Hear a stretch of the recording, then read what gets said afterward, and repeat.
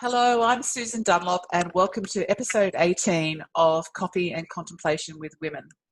It's been a month since our last recording, and that's because I have been waiting for this guest and two others who have said they would like to come and share their story. But to share your story can take some prep. So today I'm very grateful for the guest I have on. She and I have connected a lot recently, and I totally understand her story. So I will introduce her in a moment. If you live on the Sunshine Coast, you may know the town of Eudlo. Eudlo is where the Buddhist Institute is. It's called Chen Resig Institute.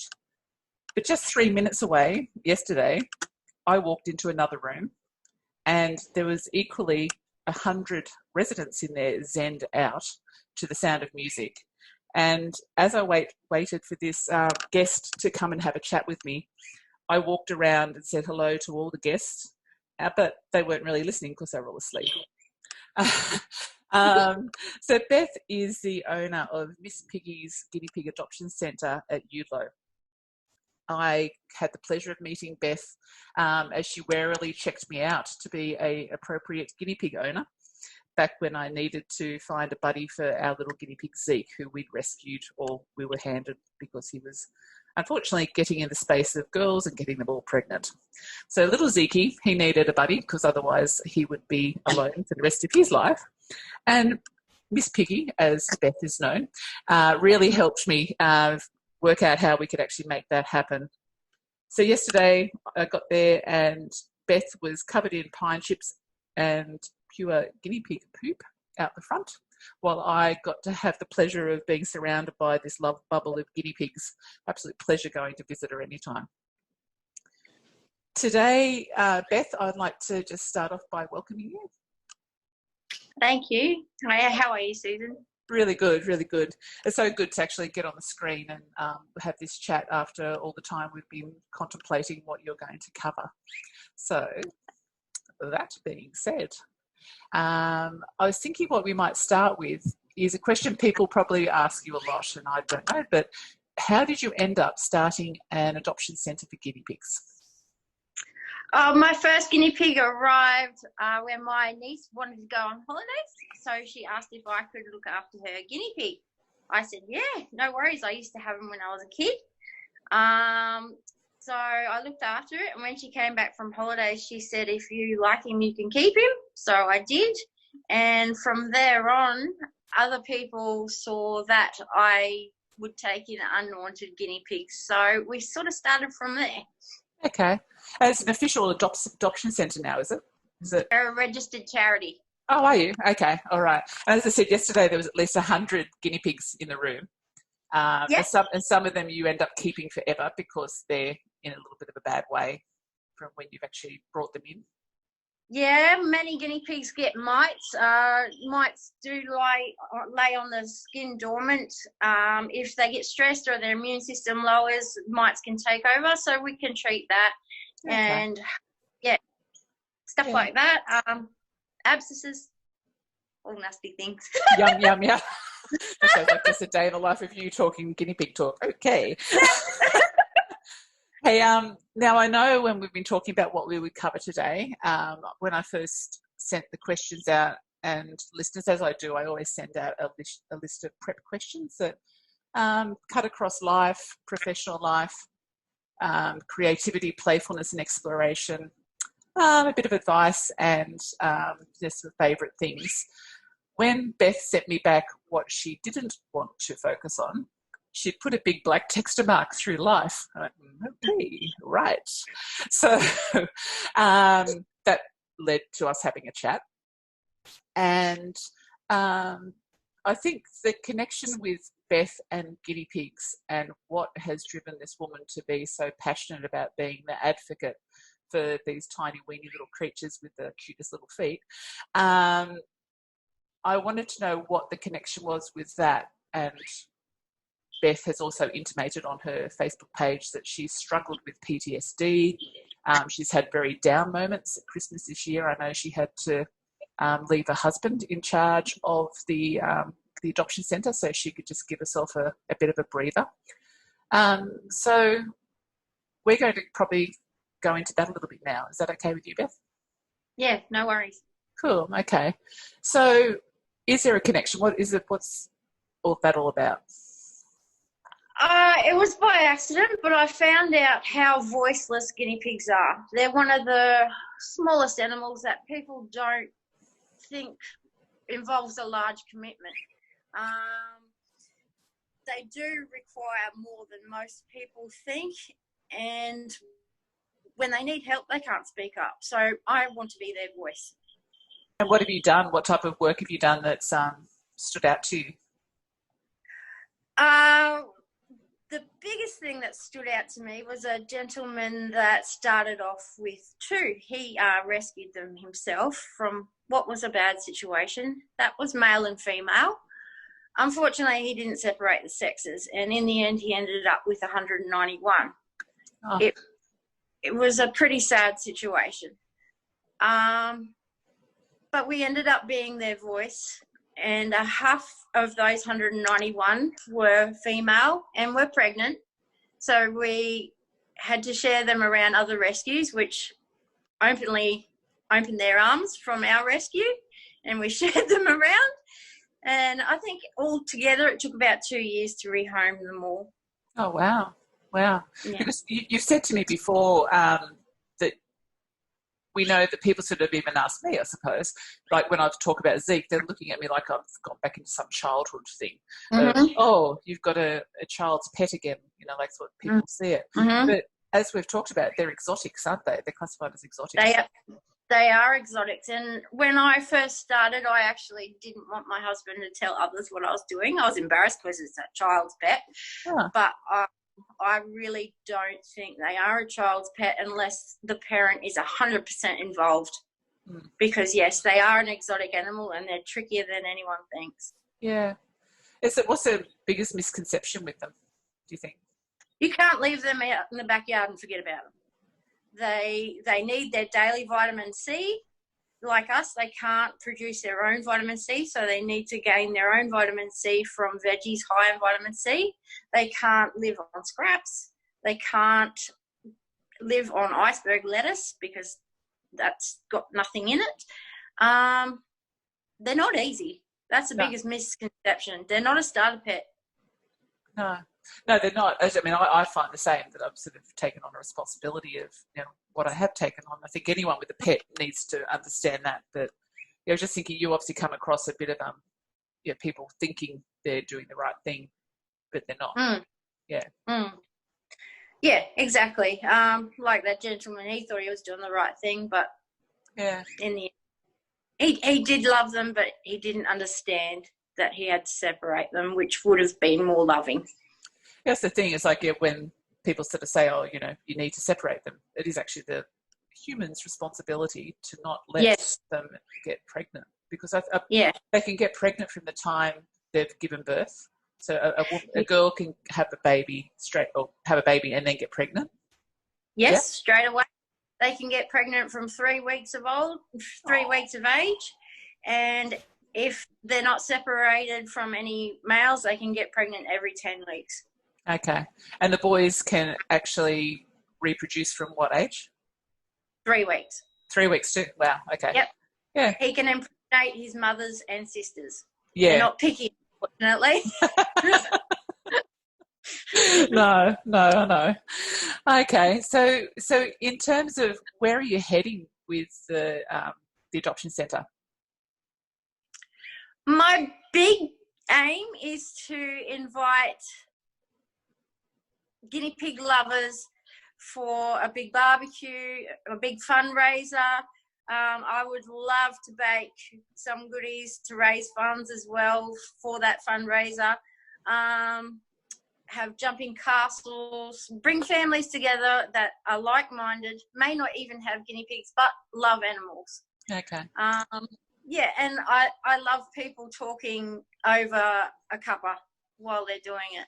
You're a great cook too. I love it when you actually publish that you're going to bake up a whole bunch of goodies and they get snaffled up straight away. That's my other passion. Oh, is it? Yeah, cooking with love. That's the way. if I can combine the two, that's a good thing. Yeah, cool. So how about we have a chat then about the other side of you, that's your personal side of you. What's your outlook on life? Outlook on life. Be open, be honest. Honesty is a big thing with me, even if it hurts people. Yeah. I don't like to hurt people, but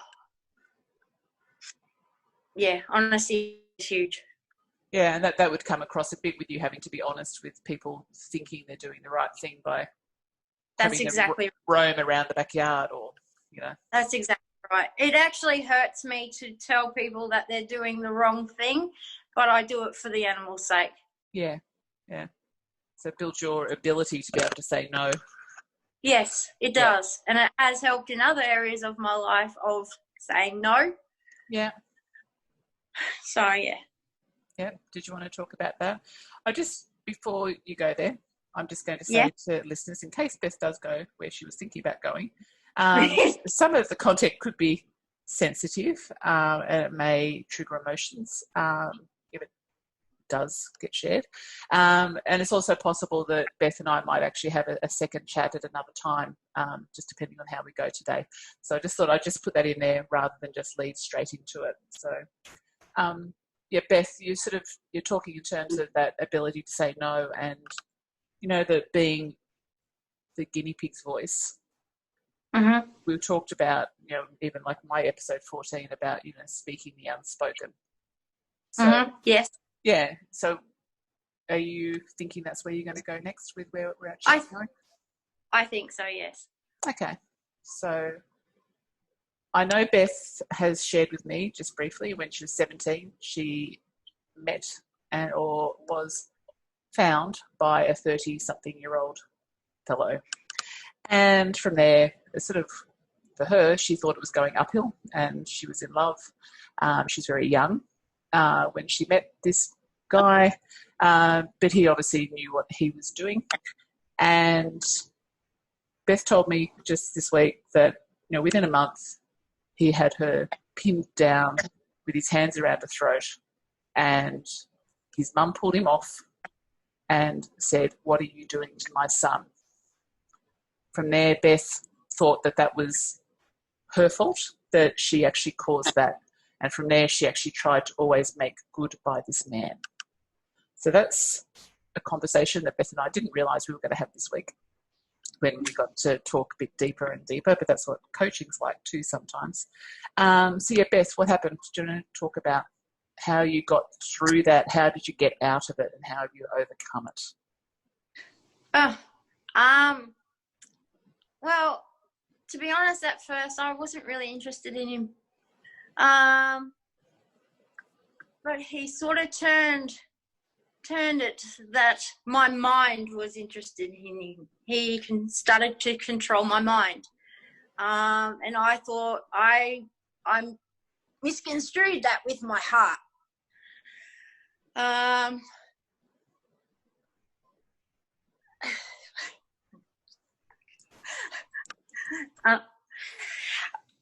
misconstrued that with my heart. And when his mother did pull me off that day, I thought finally an adult had seen it, even though he was 32 and an adult. But when she said, "What are you doing to my son?" I thought, okay, I'm the one that is 17 here. I'm not the adult. They should know better. Just because you're not the adult in the room doesn't mean that they know better. You need to speak up to anyone that'll listen. I didn't have a lot of friends. And because they didn't listen or didn't see anything wrong with it, I thought others wouldn't either. So I stayed for another 8 years. Wow. And what happened with him next? Did he actually take it further, or was that as far as it went? He did take it further. We moved in together 6 years later. He actually smoked marijuana, and I blamed it all on marijuana because I'd never known anyone who smoked marijuana. So I tried to stabilise that while we were together, but it didn't work. We always fought about it, and he ended up going to the kitchen, coming back. I was in bed crying, and he put a knife against my throat. I actually pushed against it, and he yelled at me, "You'd like that, wouldn't you, bitch?" Oh. So I didn't really care about my life anymore, to be honest. I saw it as the only way out.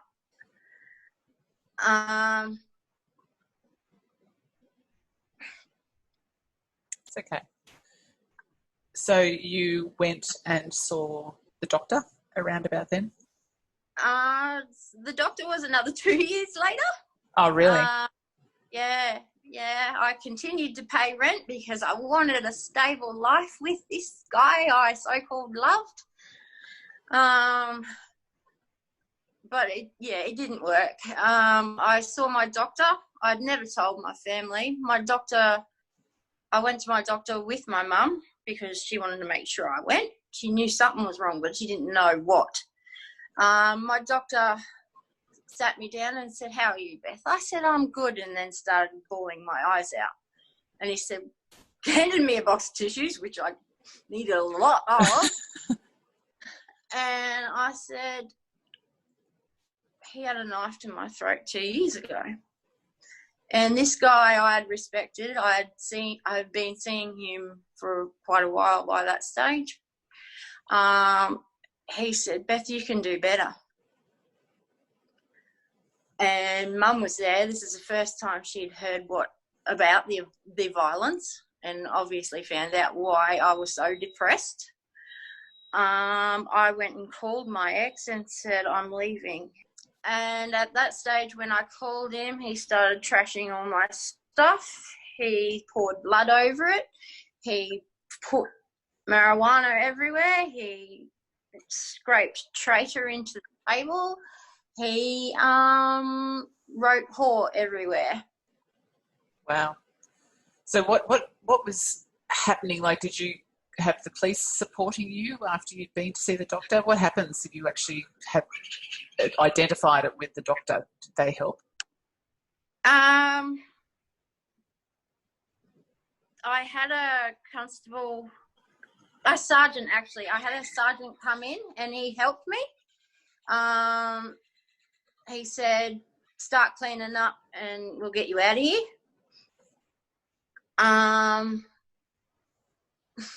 What was the turn? What was the turn for you that gave you that?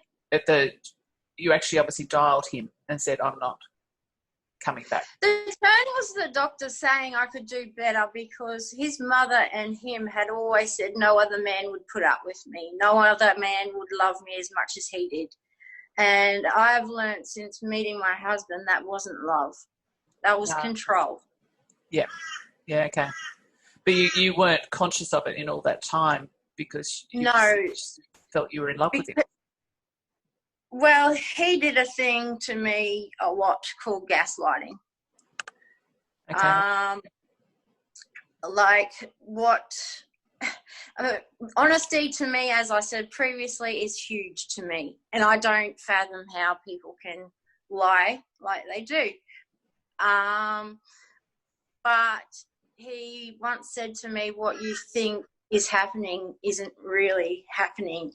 I thought I was insane. I actually asked my father if I was insane, and I ended up in a psych ward. Honestly, with the mind games that he had me under control with, if he hadn't trashed that house, I probably would have went back, but the evidence was right in front of me. But yet again, his mother blamed me. She yelled at me, said, you are the one that did this to him. If there are other women that you know, say for instance, you know, people listening to this could be more aware of what might be happening in, say, a friend or a family's life, what would they have picked up in you that they could have asked you about? I was so withdrawn. I would hide under my long hair. Okay. I was always crying. I didn't even realise until I left him and got a better life, I look back on it that I was actually drugging myself. When I met my husband, I was always awake, and I'm like, what's going on? And I realised that I'd stopped taking those pills. Okay, so you had medication. Was that for sleep, or? It was for sleep and anxiety. Okay. And I was allowed to take them, but they really reacted to my sleep. Okay. So you were sleeping and then waking, taking more pills and sleeping. Yep. Okay. Yeah, so to block it all out. Yep. Wow. I'm basically making up for 8 years of lost life now. With my parents. My parents are elderly now, so I'm making up time with them. I'm trying. Yep. And I'm making up lost time with, I didn't have a job for that time. I didn't have friends, so I'm making my own world again with the help of my husband. Yeah, and you're doing that through the centre as well, obviously, because yes, like I know, as I said when we were starting this, it's like you've got an army of, people loving what you do out there, like including myself and a few of my friends follow your Facebook page, just to see, like there was that lovely little picture you shared last week. Was it Joe, the guinea pig? Yeah. The brown guinea pig? Yep. And he was leaning out to give you a kiss out of his cage. Yeah. I think you've got a lot of people loving you from around the world that support you. Yes. Yeah. I'm actually shocked about it. I find myself restacking the fridge where we sell drinks to raise funds and stuff on the weekend, and I think to myself, how did this happen? Yeah. How did we get here? and do you feel like what you're saying, like you're actually, the time you've lost, you're actually regaining the time, but are you finding that is that because you have got such a full life with what you've given yourself the responsibility for, or is that overwhelming you too, what you've done, or is it enough, or what? Sometimes it overwhelms me. Yeah.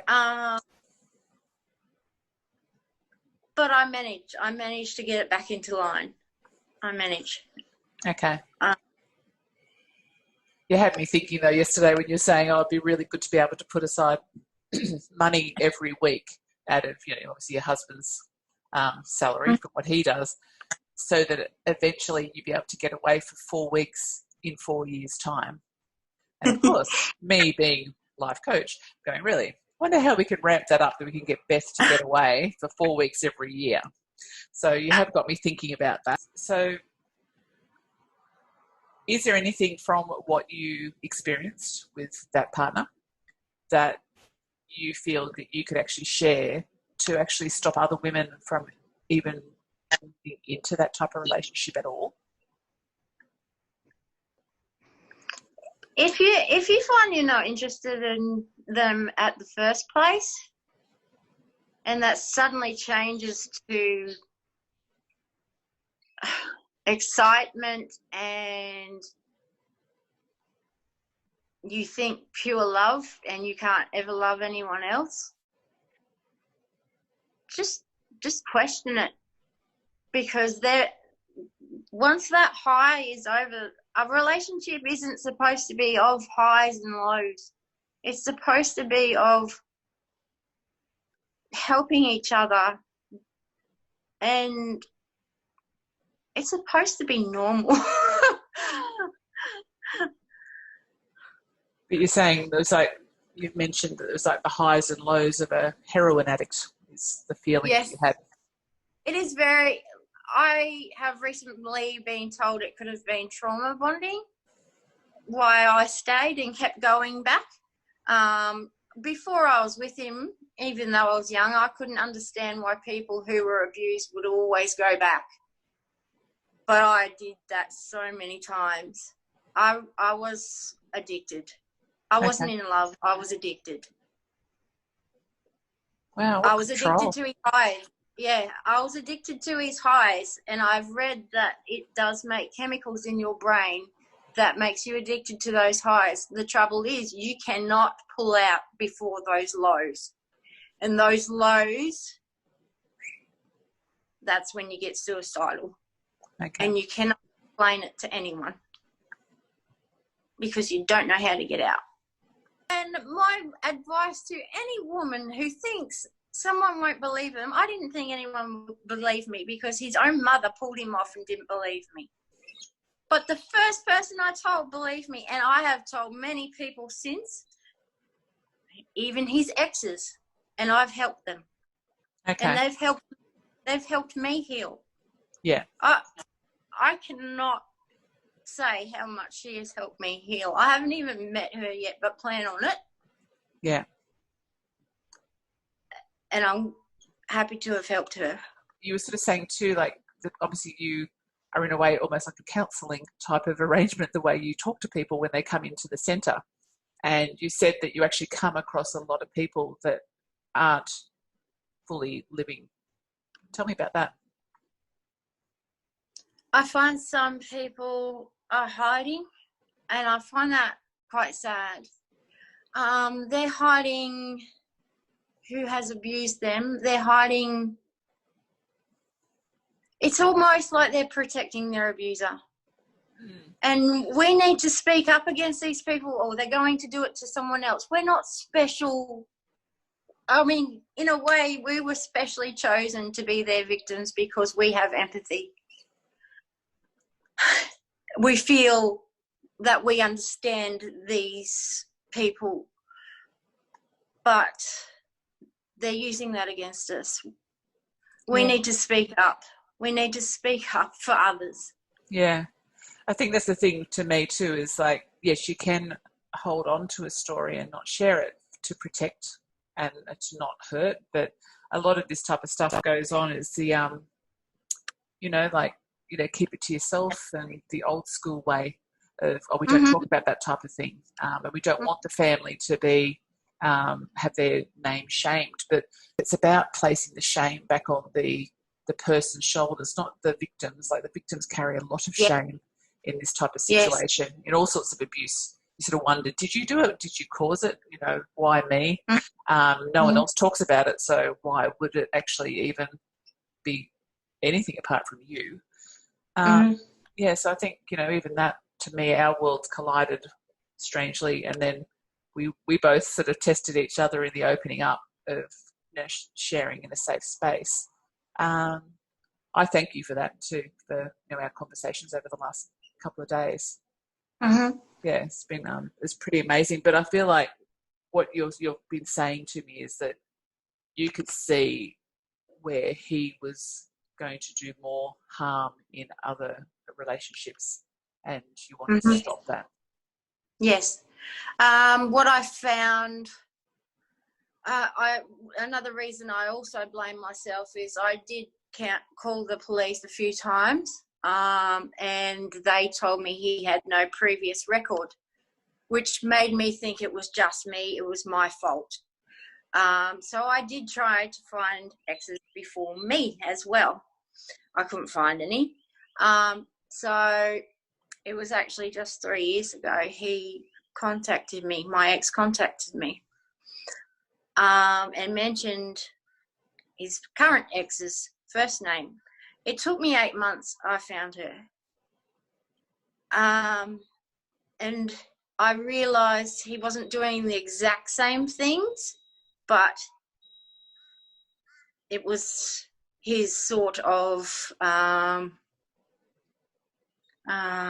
manipulation and control he was still doing, aimed at certain members of her family, without going into it. And he changed his character for all of that, didn't he? Is what you found out. Yes. Yeah. He was he did change his character to suit that family. To suit his needs. Yeah. And so I found out that it wasn't just me. It might have been happening before me as well, but it never got reported. Report it, guys, please. I mean, it helps you. It does, and it helps others. Yeah. Bring it up. I mean, this whole Me Too movement, a lot of people have said to me, why didn't they speak up earlier? Because they had no one to believe them. Mm. They just need one person, and so many have believed me since. They just need one person. Yeah, I believe you. So, yeah, I think that's the thing is you're sharing the stories. And I said sometimes these, the podcast episodes are about some deeper stuff. And I said, like, there's a darkness and lightness.